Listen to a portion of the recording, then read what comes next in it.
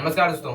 आपने अगर news article पढ़ा होगा तो आपने देखा होगा कि रिसेंटली अभी फेसबुक ने रिलायंस इंडस्ट्री का 9.99% स्टेक $5.7 बिलियन में खरीद लिया। और यह अब तक की इंडिया के टेक्नोलॉजी सेक्टर की सबसे बड़ी फॉरेन इन्वेस्टमेंट है। इससे पहले इतना बड़ा इन्वेस्टमेंट टेक्नोलॉजी सेक्टर में नहीं आया था।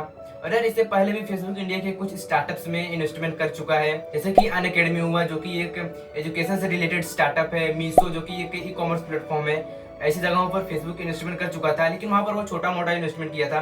तो दोस्तों यह जो रिलायंस इंडस्ट्रीज फेसबुक के बीच जो डील हुआ है, ये डील काफी बड़ा है। तो दोस्तों आज के इस वीडियो में हम देखेंगे कि इसमें रिलायंस का क्या फायदा होने वाला है, और इस डील से फेसबुक को क्या फायदा होने वाला है, और इस डील से नुकसान किसका होने वाला है।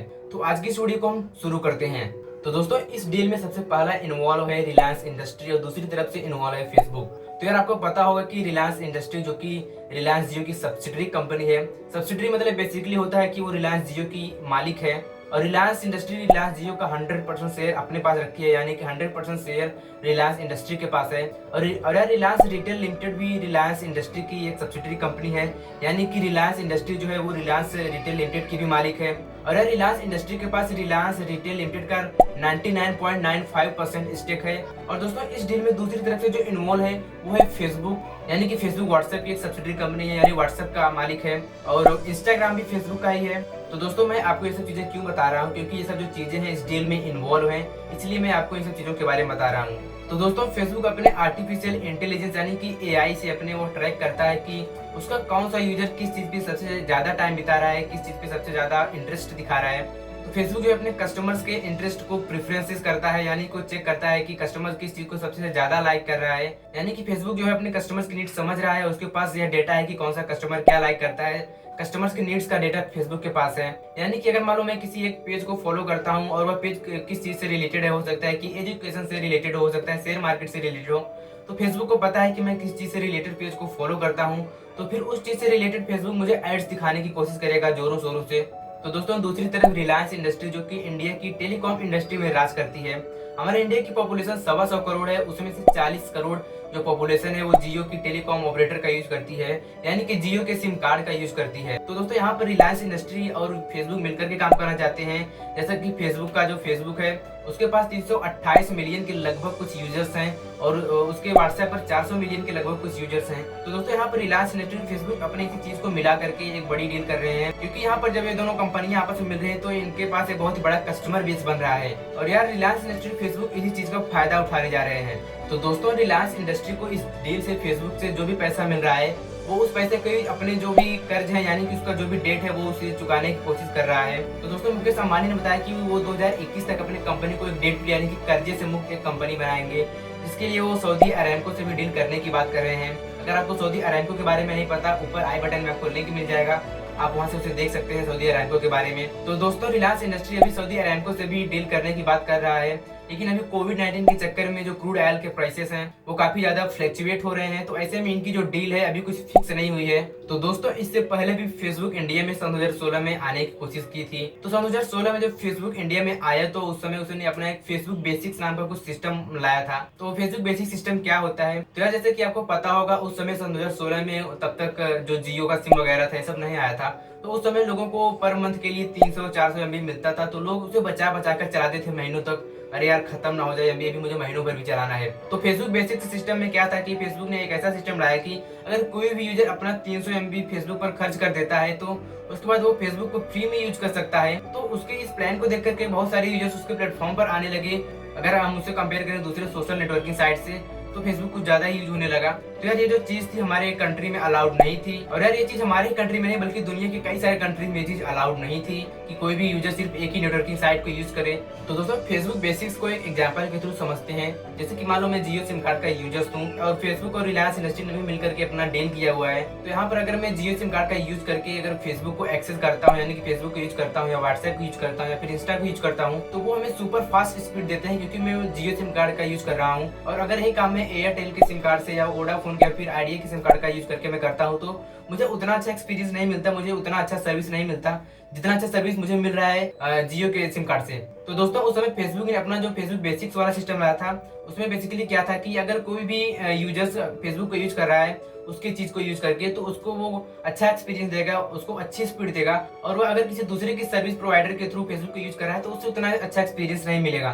तो हमारे कंट्रीज में लोगों ने इसको ज्यादा लाइक नहीं किया, इसलिए इसको इनकरेज नहीं किया, जिसके कारण फेसबुक बेसिक्स था जो वो इंडिया में नहीं चल पाया। तो दोस्तों, जिस तरह से दुनिया की बहुत सारी बड़ी बड़ी कंपनियां इंडिया में आना चाहती हैं क्योंकि इंडिया एक बहुत ही बड़ा मार्केट है, तो उसी तरह भला फेसबुक क्यों नहीं इंडिया में आना चाहेगा। और इसी चक्कर में फेसबुक 2016 से ही इंडिया में लगातार आने की कोशिश कर रहा है। तो दोस्तों, फेसबुक का इंडिया से आने से उसका एक बहुत ही बड़ा एडवांटेज है, यानी कि उसकी बहुत सारी कमाई होने वाली है। तो यार, इंडिया में उसकी कमाई होने से पहले सबसे पहले हम ये समझते हैं कि फेसबुक आखिर इस टाइम कहाँ से पैसा कमाता है। तो फेसबुक का जो 85 से 90% जो रेवेन्यू है वो एडसेंस से आता है, यानी कि एडवर्टाइजमेंट से आता है। तो दोस्तों, फेसबुक जो है अभी वो ट्रांजेक्शन वाले सिस्टम में भी आना चाहता है।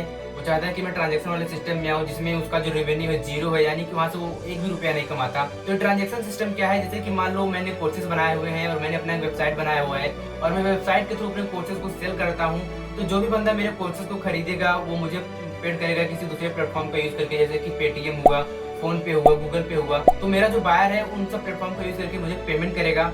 तो वो जो प्लेटफॉर्म है वो लोग कुछ परसेंट और जीएसटी चार्ज करते हैं इस ट्रांजैक्शन को लेकर के। तो जितने बायर भी मेरे कोर्सेज को खरीदेंगे उतना ज्यादा ट्रांजैक्शन होगा उनके प्लेटफॉर्म पर और वो उतना ही ज्यादा रेवेन्यू जनरेट करेंगे। तो दोस्तों, सेम चीज यहाँ पर भी फेसबुक यही करना चाहता है, वो अपना खुद का एक पेमेंट वाला सिस्टम लाना चाहता है। फेसबुक चाहता है कि मैं एडवर्टाइजमेंट के अलावा इस ट्रांजेक्शन वाले सिस्टम से भी कमाऊं, क्योंकि फेसबुक को पता है कि जितना ज्यादा ट्रांजैक्शन होगा उतना ज्यादा रेवेन्यू जनरेट होगा, यानी कि जितना ज्यादा नंबर में ट्रांजैक्शन बढ़ेगा उतना ज्यादा रेवेन्यू उसमें बढ़ने वाला है। तो दोस्तों, अभी हम देखते हैं कि क्यों फेसबुक, रिलायंस जियो, रिलायंस रिटेल ये सब मिलकर के काम करना चाहते हैं, इनका पर्पस क्या है, इनका मोटिव क्या है। तो दोस्तों, दरअसल इंडिया का जो ग्रोसरी सेक्टर है वो 75% अनऑर्गेनाइज्ड है, यानी कि एकदम से खाली है। और इसीलिए फेसबुक और रिलायंस जियो इस सेक्टर में अपना कब्जा जमाना चाहते हैं, इस सेक्टर को कवर करना चाहते हैं। तो दोस्तों, इस प्लेटफॉर्म को एक जगह पर लाने से आखिर फायदा किसको हो रहा है? तो सबसे ज्यादा फायदा तो सबसे पहले जियो और फेसबुक को हो रहा है। जैसे कि कोई भी दुकान वाला अपने किराना स्टोर्स को इनके प्लेटफॉर्म पर अगर लाता है, यानी कि ऑनलाइन आना चाहता है, तो उसके लिए उसको एनरोलमेंट करना पड़ेगा, यानी कि रजिस्ट्रेशन करना पड़ेगा, जिसके बदले वो लोग कुछ रुपए फीस वगैरह चार्ज कर सकते हैं। तो यार, एक्चुअली ये काम कैसे करेगा? जैसे कि रिलायंस रिटेल इंडस्ट्री है, उसका एक रिलायंस ई मार्ट सिस्टम है, जहाँ पर आपको आपके चारों तरफ की, आप जिस रेसिडेंशियल एरिया में रहते हो वहाँ की आपको सारी दुकानें, सारी किराना स्टोर वहाँ पर मिल जाएंगी और आप वहाँ से सामान खरीद सकते हो। तो ये तो हो गया सामान खरीदने के बाद। और दूसरी चीज, जब हम सामान खरीदेंगे तो हमें पेमेंट भी करना है। तो पेमेंट करने के लिए हम किस चीज का यूज कर सकते हैं? तो यहाँ पर पहली पॉसिबिलिटी है कि या तो हम जियो मनी का यूज करेंगे, और फिर दूसरी पॉसिबिलिटी है कि हम व्हाट्सएप पे का यूज करने वाले हैं, जो कि व्हाट्सएप का एक बीटा वर्जन है। ये तो फ्यूचर में पता चलेगा कि ये लोग आखिर किस चीज को ला रहे हैं, जियो मनी को लाने वाले हैं या फिर व्हाट्सएप पे को लाने वाले हैं। तो एक्चुअली यहाँ पर हो क्या रहा है, जब कस्टमर्स इनके प्लेटफॉर्म पर जाकर के इनके सामान को खरीद रहे हैं और फिर इन्हीं के प्लेटफॉर्म को यूज करके इनको पेमेंट भी कर रहे हैं, तो यहाँ पर जितना भी ज्यादा नंबर में ट्रांजैक्शन होगा उसके बदले कुछ percent revenue plus GST charge होता है, जैसे कि पेटीएम, गूगल पे, फोन पे वगैरह चार्ज करते हैं। तो यहाँ पर वैसे ये लोग भी चार्ज करेंगे, जिससे इनकी अच्छी कमाई होने वाली है। तो दोस्तों, यहाँ पर सबसे बड़ा फायदा कस्टमर्स का होने वाला है। कस्टमर अपनी इच्छा के अकॉर्डिंग जाकर के अपने किराना स्टोर को सेलेक्ट कर सकता है और वहाँ से सामान ले सकता है। जैसे कि फॉर एग्जाम्पल मुझे दाल लेना है, तो मैं अलग अलग किराना स्टोर से पूछ सकता हूँ कि भाई आपके पास कितनी वैरायटी की दाल है। तो मैं अलग अलग जो भी किराना स्टोर है उनको पता कर सकता हूँ। घर बैठ के मुझे जाना नहीं है, व्हाट्सएप चैटिंग के थ्रू पता कर सकते हैं कि आखिर इस बंदे के पास कितने वैरायटी के सामान है और कितने प्राइसेस हैं। और सामने वाले से इमेजेस भी मंगवा सकते हैं कि भाई उसका इमेज भेजो आपके पास जो भी वैरायटी है। उसके बाद आप उन्हें ऑर्डर दे सकते हो कि भाई मुझे ये वाला सामान चाहिए और ये वाला नहीं चाहिए। और जो किराना स्टोर वाले हैं, जैसे कि जो नए नए किराना स्टोर हैं, तो नए नए अगर वो है तो उनका अगर मार्केट नहीं चला है, उनकी दुकान उतनी अच्छी नहीं चल रही है, तो फिर वो इनके प्लेटफॉर्म पर आना चाहेंगे। तो जितने नंबर में किराना स्टोर इनके प्लेटफॉर्म पर आना चाहेंगे उतना ज्यादा एनरोलमेंट होगा, उतना ज्यादा रजिस्ट्रेशन होगा, जिससे जियो और फेसबुक का खूब फायदा होने वाला है और किराना स्टोर वालों का भी रेवेन्यू बढ़ने वाला है। जब वो ऑनलाइन प्लेटफॉर्म पर आएंगे तो कस्टमर भी उनके प्लेटफॉर्म को यूज करके सामान को खरीदेंगे।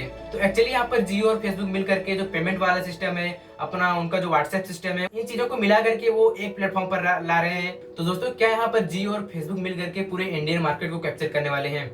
तो मैं भी शायद कि वो पूरे इंडियन मार्केट को कैप्चर कर सकते हैं जब वो अपने इस सिस्टम को लाएंगे। अगर उनको एक ही बार में बहुत ही बड़ा कस्टमर बेस मिल जाता है तो फिर वो इस चीज में सक्सेस हो सकते हैं। लेकिन जरूरी नहीं कि इस चीज को लेकर कि वो इंडियन मार्केट में मोनोपोली क्रिएट कर सकते हैं। चांसेस ये भी हो सकते हैं, जैसा कि आप खुद सोच सकते हो, आप खुद इमेजिन कर सकते हो, जिस तरह से जियो फेसबुक के साथ मिल करके ये सिस्टम लॉन्च कर रहा है इंडिया में, तो हो सकता है कि एयरटेल या वोडाफोन जा करके अमेजॉन या वॉलमार्ट के साथ मिल करके वो भी सेम सिस्टम लॉन्च कर सकते हैं। लेकिन ये श्योर नहीं है, मैं इसे एज अ फैक्ट बता रहा हूँ, जैसे कि आप इसे खुद सोच सकते हो कि ये भी पॉसिबिलिटी हो सकती है।